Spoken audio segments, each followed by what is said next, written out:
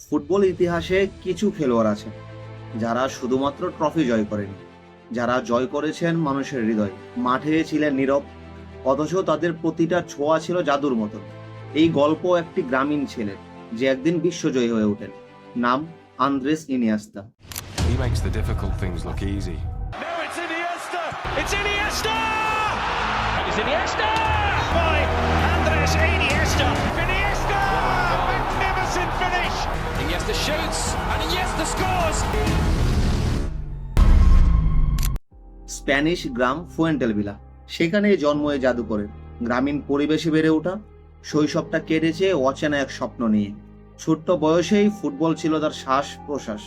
গ্রামের মাঠে বন্ধুদের সাথে বল খেলে সময় কাটানো, আর সেখানেই দেখা মিলেছিল এই অসাধারণ প্রতিভা। কিন্তু প্রতিভা কখনো একা যথেষ্ট নয়। মাত্র 12 বছর বয়সে গড় ছেড়ে পাড়ি জমালেন বার্সেলোনার বিখ্যাত একাডেমি লা মাসিয়াতে।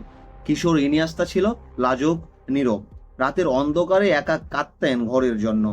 তবুও ভেতরে ভেতরে বেড়ে উঠেছিল এক অদম্য বিশ্বাস, একদিন যে তাকে বিশ্ব জয় করতে হবে, একদিন বিশ্বের সেরা মঞ্চে খেলবেন তিনি। ধীরে ধীরে কঠোর পরিশ্রমের সাথে জায়গা করে নিলেন বার্সেলোনার মূল দলে। তারপরেই শুরু হলো আসল জাদু।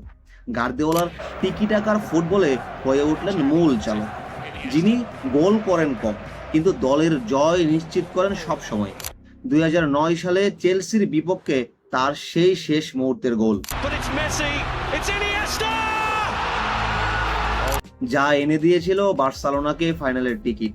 যে ইতিহাস এখনো ইউরোপিয়ান ফুটবলে খোদাই হয়ে লেখা আছে। তার নামের পাশে যতটা গোল নেই, তার থেকে বেশি আছে মুহূর্ত, অসংখ্য ক্লাচ মোমেন্ট যা বদলে দিয়েছিল ম্যাচের গতিপথ। আর বিশ্বকাপের কথা, 2010 সালের সেই রাত, দক্ষিণ আফ্রিকার আকাশে আতশবাজি, আর স্পেনের হয়ে বিশ্বকাপ জেতানো সেই ইনিয়েস্তার গোল। Good for Fabregas! Now it's Iniesta! This is it! That's the goal! Spain have surely won the World Cup!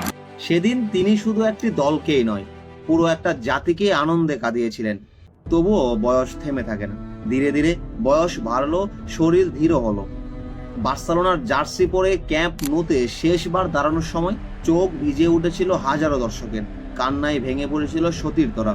বিদায় জানাতে গিয়ে একটা শহর বুঝেছিল, তারা শুধুমাত্র একজন খেলোয়াড়কে হারাচ্ছে না, তারা হারাচ্ছে তাদের নীরব কবিকে। এরপর শুরু হলো নতুন অধ্যায়। জাপানের ভিজেল কোবের জার্সিতে মাঠে নামলেন তিনি। বদলে গেল সংস্কৃতি, বদলে গেল পরিবেশ, কিন্তু বদলায়নি তার সেই মায়াবী পায়ের ছোঁয়া। এবং অবশেষে আসলো সেই দিন, যেদিন তিনি বললেন বিদায়। ফুটবলের প্রতিটা মানুষের হৃদয়ে রেখে গেলেন গভীর শূন্যতা। ইনিয়েস্তা এখন হয়তো মাঠে নেই, কিন্তু ফুটবলে তার অবদান অনস্বীকার্য, অমর। তিনি শিখিয়েছেন ফুটবল মানে শুধুমাত্র গোল বা রেকর্ড নয়, ফুটবল মানে ভালোবাসা, আত্মত্যাগ আর নিখুঁত শিল্পকর্ম। তিনি ছিলেন মাঠে নীরব জাদুকর, যিনি শিখিয়েছেন কখনো কখনো সব থেকে উজ্জ্বল আলো আসে নীরবতা থেকে।